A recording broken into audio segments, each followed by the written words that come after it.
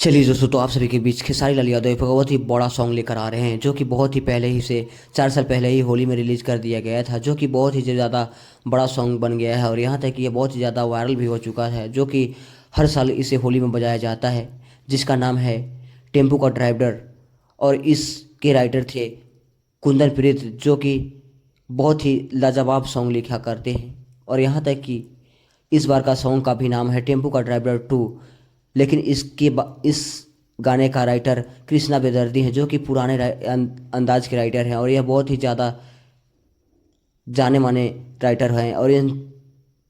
और इसमें सिर्फ खेसारी लाल यादव ने ही इसे गाया है और इसमें एक्टर देखने को मिलेंगे मुस्कान जायसवाल, जो कि बहुत ही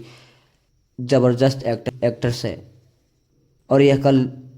4 तारीख को ही रिलीज़ किया जाएगा सुबह में वेब म्यूजिक के यूट्यूब चैनल से, जो कि ये भी बहुत ही पुराना यूट्यूब चैनल है। और ऐसे ही वीडियो देखने के लिए हमारे चैनल को सब्सक्राइब करें और वीडियो को लाइक